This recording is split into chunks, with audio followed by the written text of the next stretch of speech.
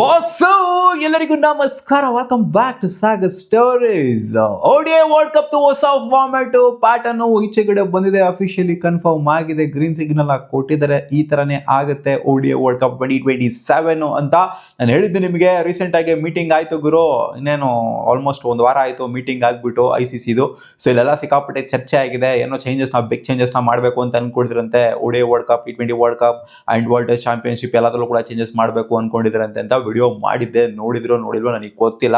So ಇವಾಗ officially confirm ಆಗಿದೆ 2027 world cup ಯಾವ ಫಾರ್ಮೆಟ್ ಅಲ್ಲಿ ಆಗ್ತಾ ಇದೆ ಅಂತ. ಅಂದ್ರೆ ODI ಫಾರ್ಮೆಟ್ ಅದ್ರಲ್ಲಿ ಯಾವ ಪ್ಯಾಟರ್ನ್ ಅಲ್ಲಿ ಆಗ್ತಾ ಇದೆ ಅಂತ ಕನ್ಫರ್ಮ್ ಮಾಡಿದ್ರೆ ಅಂಡ್ ಬ್ಲೂ ಪ್ರಿಂಟ್ ನ ಕೂಡ ಈಚೆ ಕಡೆ ಬಿಟ್ಟಿದ್ರೆ ಈ ತರ ಪ್ಯಾಟರ್ನ್ ಅಲ್ಲಿ 2027 ವರ್ಲ್ಡ್ ಕಪ್ ಆಗುತ್ತೆ ಅಂತ. ಅಂಡ್ ಹಿಂದೆ ಇದ್ದಂತ ಫಾರ್ಮೆಟ್ ಯಾವುದು ಅಂದ್ರೆ 2023 ವರ್ಲ್ಡ್ ಕಪ್ ಆಗಿದ್ದು 10 ಟೀಮ್ಸ್ಗಳು, ಅದರಲ್ಲಿ ಗೊತ್ತಿರೋದ್ರೆ 9 ಮ್ಯಾಚ್ ಆಗುತ್ತೆ ರೌಂಡ್ ರಾಬಿನ್ ಫಾರ್ಮ್ಯಾಟ್ ಅಲ್ಲಿ. ಅಂಡ್ 4 ಟೀಮ್ಗಳು ಕ್ವಾಲಿಫೈ ಆಗ್ತವೆ ಸೆಮಿಫೈನಲ್ಗೆ ಅಂಡ್ 2 ಟೀಮ್ಗಳು ಫೈನಲ್ಗೆ ಕ್ವಾಲಿಫೈ ಆಗ್ತವೆ. ಸೊ ಒಂಥರ ಸಿಂಪಲ್ ಆಗಿತ್ತು ಫಾರ್ಮೆಟ್, ಕಾಂಪ್ಲಿಕೇಟೆಡ್ ಆಗಿ ಏನಿಲ್ಲ, ಸಿಂಪಲ್ ಆಗಿ ಅಂಡರ್ಸ್ಟ್ಯಾಂಡ್ ಆಗುತ್ತೆ. ಬಟ್ ಇವಾಗ ಬಿಟ್ಟಿರುವಂತ ಫಾರ್ಮೆಟ್ ಸಿಕ್ಕಾಪಟ್ಟೆ ಜನಕ್ಕೆ ಅರ್ಥ ಆಗಿಲ್ಲ. ಏನ್ ಗುರು ಈ ತರ ಎಲ್ಲ ಬಿಟ್ಟವ್ರೆ, ಏನು ನನಗೆ ಅರ್ಥನೇ ಆಗ್ತಿಲ್ವಲ್ಲ, ಏನಿದು ಸೀನು ಅಂತ ಎಲ್ಲ ಸುಮಾರು ಜನ ಕನ್ಫ್ಯೂಸ್ ಆಗಿದ್ರೆ ಅಂಡ್ ಕೇಳ್ತಾ ಇದ್ರ ಕಾಮೆಂಟ್ ಸೆಕ್ಷನ್ ಅಲ್ಲಿ ನೋಡಿದೆ. ಸೊ ಇದು ಕೂಡ ಸಿಂಪಲ್ ಆಗೇನಿದೆ, ಅಂತ ಕಾಂಪ್ಲಿಕೇಟೆಡ್ ಆಗೇನಿಲ್ಲ, ಬಟ್ ಅರ್ಥ ಆಗೋದು ಸ್ವಲ್ಪ ಕಷ್ಟ ಆಗುತ್ತೆ ಅಷ್ಟೇ. ಈ ಸಲ ಎಷ್ಟು ಟೀಮ್ಗಳಿದಾವೆ? 14 ಟೀಮ್ಗಳಿದಾವೆ. ಹೋದ್ ಸಲ 10 ಟೀಮ್ ಇದ್ದೋ, ಈ ಸಲ 14 ಟೀಮ್ ಇದಾವೆ. 14 ಟೀಮ್ ಲೆಕ್ಕ ಇದ್ರು ಕೂಡ ಆಡೋದು 12 ಟೀಮ್ ಅಂತಾನೆ ಹೇಳ್ತೀನಿ ನಾನು. ಹೌದು, ವರ್ಲ್ಡ್ ಕಪ್ 14 ಟೀಮಿನ ಲೆಕ್ಕ, ಆಟಕ್ಕುಂಟು ಲೆಕ್ಕಕ್ಕಿಲ್ಲ ಅಂತ ಹೇಳ್ತಾರಲ್ಲ. 2 ಟೀಮು ಎಲಿಮಿನೇಟ್ ಆಗುತ್ತೆ, ಆ 2 ಟೀಮ್ಗಳು ಲೆಕ್ಕಕ್ಕೆ ಇರೋದಿಲ್ಲ ಗ್ರೂಪ್ ಸ್ಟೇಜ್ ನ ಆಡೋದಿಕ್ಕೆ. ಹೌದು, 14 ಟೀಮ್ ನ ವರ್ಲ್ಡ್ ಕಪ್ ಆಗ್ತಾ ಇದೆ. ಅದರಲ್ಲಿ ಹೆಂಗ್ ಡಿವೈಡ್ ಮಾಡ್ಕೊಂಡಿದ್ರೆ ಅಂತಂದ್ರೆ, ರ್ಯಾಂಕ್ ಮಾಡೋದು 12th ಮತ್ತೆ 13th ಮತ್ತೆ 14th ಇರ್ತಾವಲ್ಲ ಆ ಟೀಮ್ಗಳು ರ್ಯಾಂಕ್ ವೈಸು 12, 13, 14 ಇರುವಂತ ಟೀಮ್ಗಳು ಒಂಥರ ಟ್ರೈ ಸೀರೀಸ್ ನಡೆಯುತ್ತೆ ಅಂತ ಹೇಳ್ಬೇಕು. ಸೊ ಆ 3 ಟೀಮ್ಗಳ ಮಧ್ಯೆ ಅದನ್ನ ಸೂಪರ್ ಸೀರೀಸ್ ಅಂತ ಕರೀತಾರೆ.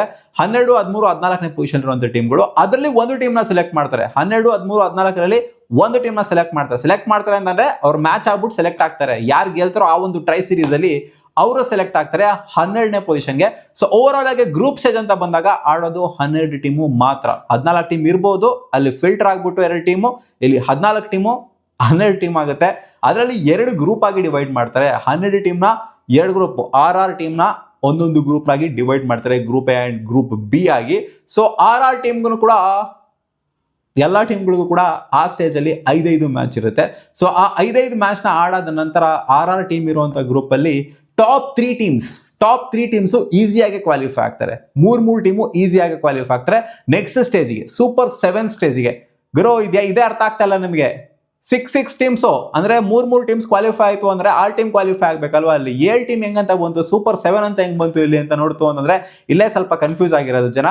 ಸೊ ಇಲ್ಲೇನು ಅಂತಂದ್ರೆ ಈ ಗ್ರೂಪ್ ಸ್ಟೇಜ್ ಅಲ್ಲಿ ಇನ್ನೂ ಒಂದು ಟೀಮು ಕೂಡ ಅವಕಾಶ ಕೊಟ್ಟಿದ್ದಾರೆ. ಟಾಪ್ 3 ಟೀಮ್ಸ್ ನ ಬಿಟ್ಬಿಟ್ಟು ಟಾಪ್ 3 ಟೀಮ್ಸ್ ಕ್ವಾಲಿಫೈ ಆದ್ರೂ ಕೂಡ 3 ಟೀಮು ಎಲಿಮಿನೇಟ್ ಆಗಲ್ಲ, ಇನ್ನೂ ಒಂದು ಟೀಮ್ ಕೂಡ ಕ್ವಾಲಿಫೈ ಆಗುತ್ತೆ. ಅದು ಯಾವ ಟೀಮು ಅಂತಂದ್ರೆ ಗ್ರೂಪ್ ಎ ಮತ್ತೆ ಗ್ರೂಪ್ ಬಿ ಅಲ್ಲಿ ಬೆಟರ್ ಆಗಿ ಪರ್ಫಾರ್ಮ್ ಮಾಡಿರೋರು. ಅಂದ್ರೆ ಟಾಪ್ 3 ಟೀಮ್ಸ್ ನ ಬಿಟ್ಬಿಟ್ಟು 4th ಪೊಸಿಷನ್ ಇರ್ತಾರಲ್ಲ, 2 ಸೈಡ್ ಅಲ್ಲೂ ಕೂಡ 4th ಪೊಸಿಷನ್ ಇರ್ತಾರಲ್ಲ, ಅವರಿಬ್ಬರ ಮಧ್ಯ ಸಖತ್ತಾಗಿ ಯಾರು ಪರ್ಫಾರ್ಮ್ ಮಾಡಿರ್ತಾರೋ, ನೆಟ್ ರನ್ ರೇಟ್ ಯಾರ್ದು ಚೆನ್ನಾಗಿರುತ್ತೋ, ಅಥವಾ ಅವರಿಬ್ಬರಲ್ಲಿ 4th ಪೊಸಿಷನ್ ಇರೋಲ್ಲಿ ಯಾರು ಸಖತ್ತಾಗಿ ಪರ್ಫಾರ್ಮ್ ಮಾಡಿರ್ತಾರೋ, ಗ್ರೂಪ್ ಎ ಆಗಿರ್ಲಿ ಗ್ರೂಪ್ ಬಿ ಆಗಿರ್ಲಿ, ಅವ್ರನ್ನ ಸೂಪರ್ 7 ಸ್ಟೇಜ್ಗೆ ತಗೊಂಡು ಹೋಗ್ತಾರೆ. ಸೊ 3 + 1, ಸೊ 7 ಟೀಮ್ಗಳು ಕ್ವಾಲಿಫೈ ಆಗ್ತವೆ. ಇಲ್ಲಿ ಬೇಜಾರು ಪಟ್ಕೊಳ್ಳುವಂಥದ್ದು ಏನಿಲ್ಲ. ಸೊ ಟೀಮ್ಗೆ ಅಡ್ವಾಂಟೇಜ್ ಆಗುತ್ತೆ ಅಂತ ಹೇಳ್ಬೇಕು, ಯಾಕಂದ್ರೆ ಇಲ್ಲಿ ಫಿಲ್ಟರ್ ಆಗೋಗ್ಬಿಡ್ತಾರೆ. ಮೈನ್ ಫಿಲ್ಟ್ರೇಷನ್ ಆಗೋದು ಗ್ರೂಪ್ ಸ್ಟೇಜ್ ಅಲ್ಲೇನೆ. ಸೊ ಆದ್ರಿಂದ ಇಲ್ಲಿ ಇನ್ನೂ ಒಂದು ಟೀಮ್ಗೆ ಆಪರ್ಚುನಿಟಿ ಕೊಡ್ತು ಅಂತಂದ್ರೆ ನೋಡಿ, ಒಂದು ಟೀಮ್ ಏನಾದ್ರು ಇನ್ ಕೇಸ್ ಏನಾದ್ರು 4th ಪೊಸಿಷನ್ ಅಲ್ಲಿ ಕ್ವಾಲಿಫೈ ಆಗಿ ಗ್ರೂಪ್ ಎ ಗ್ರೂಪ್ ಇರೋ 4th ಪೊಸಿಷನ್ ಅಲ್ಲಿ ಕ್ವಾಲಿಫೈ ಆಗ್ಬಿಟ್ಟು ಬುಡದಲ್ಲಿ ಕ್ವಾಲಿಫೈ ಆಗ್ಬಿಟ್ಟು ನೆಕ್ಸ್ಟ್ ಸೂಪರ್ 7 ಸ್ಟೇಜ್ ಹೋಗ್ಬಿಟ್ಟು ಅವ್ರನ್ನ ಟ್ರೋಫಿ ಗೆದ್ಬಿಟ್ರು ಅಂತಂದ್ರೆ ಅದಕ್ಕಿಂತ ಒಂಥರ ಏನ್ ಹೇಳ್ತಾರ, ಲಕ್ ಆಗಿರ್ಲಿ ಅದೃಷ್ಟ ಆಗಿರ್ಲಿ ಇನ್ನೂ ಒಂದು ಇರೋದಿಲ್ಲ. ಸೊ ಒಂದು ಎಕ್ಸ್ಟ್ರಾ ಆಪರ್ಚುನಿಟಿ ಅದು ಸಿಗ್ತಾ ಇದೆ ಅಷ್ಟೇನೆ. ಬಟ್ ಬೆಟರ್ ಆಗಿ ಪರ್ಫಾರ್ಮ್ ಮಾಡಿರ್ಬೇಕು. ಗ್ರೂಪ್ ಎ ಅಲ್ಲಿ ಆಗಿರ್ಲಿ ಗ್ರೂಪ್ ಬಿ ಅಲ್ಲಿ ಆಗಿರ್ಲಿ 4ನೇ ಪೊಸಿಷನ್ ಫಿನಿಶ್ ಮಾಡಿದ್ರು ಕೂಡ. ಸೊ ಸೂಪರ್ 7 ಸ್ಟೇಜ್ ಅಲ್ಲಿ ಏನಾಗುತ್ತೆ ಅಂದ್ರೆ ಅದು ರೌಂಡ್ ರಾಬಿನ್ ಫಾರ್ಮೆಟ್ ಆಗಿರುತ್ತೆ. ಸೊ ಪ್ರತಿಯೊಂದು ಟೀಮ್ಗೂ ಕೂಡ ಇರುತ್ತೆ ಮ್ಯಾಚ್ಗಳು. ಆಲ್ಮೋಸ್ಟ್ ಇಷ್ಟಲ್ಲಿ 21 ಮ್ಯಾಚ್ಗಳು ನಡೆಯುತ್ತೆ. ಸೊ ಇಲ್ಲಿ 30 ಮ್ಯಾಚ್ಗಳು ನಡೆಯುತ್ತೆ ಗ್ರೂಪ್ ಸ್ಟೇಜ್ ಅಲ್ಲಿ. 21 ಮ್ಯಾಚ್ ಅಲ್ಲಿ ರೌಂಡ್ ರಾಬಿನ್ ಫಾರ್ಮೆಟ್ ಅಂದ್ರೆ ಪ್ರತಿಯೊಂದು ಟೀಮ್ಗೂ ಕೂಡ ಸೂಪರ್ 7 ಅಂತ ಅಂದಾಗ 6 ಮ್ಯಾಚ್ಗಳು ಇರುತ್ತೆ. ಸೊ 21 ಮ್ಯಾಚ್ ಆಯ್ತು ಅಂತಂದ್ರೆ ಅಲ್ಲಿ ಟಾಪ್ 4 ಟೀಮ್ಸ್ಗಳು, ಆ 7 ಟೀಮ್ ಅಲ್ಲಿ ಟಾಪ್ 4 ಟೀಮ್ಸ್ಗಳು. ಮುಂಚೆ ಇದ್ದಂತ ಪ್ಯಾಟರ್ನ್ ಹೆಂಗೆ ಅಂದ್ರೆ 10 ಟೀಮ್ಗಳು ಅದರಲ್ಲಿ ಟಾಪ್ 4 ಸಿಂಪಲ್ ಆಗಿತ್ತು. ಇಲ್ಲಿ ಸೀರೀಸ್ ಅಂತೆ, ಸೂಪರ್ ಸೀರೀಸ್ ಅಂತೆ, ಆಮೇಲೆ ಗ್ರೂಪ್ ಸ್ಟೇಜ್ ಅಂತೆ, ಸೂಪರ್ 7s ಅಂತೆ, ಆಮೇಲೆ ಸೆಮಿಫೈನಲ್. ಸೂಪರ್ 7s ಅಲ್ಲಿ ಯಾರು ಟಾಪ್ 4 ಅಲ್ಲಿ ಬರ್ತಾರೋ ಅವರು ಸೆಮಿಫೈನಲ್ ಆಡ್ತಾರೆ.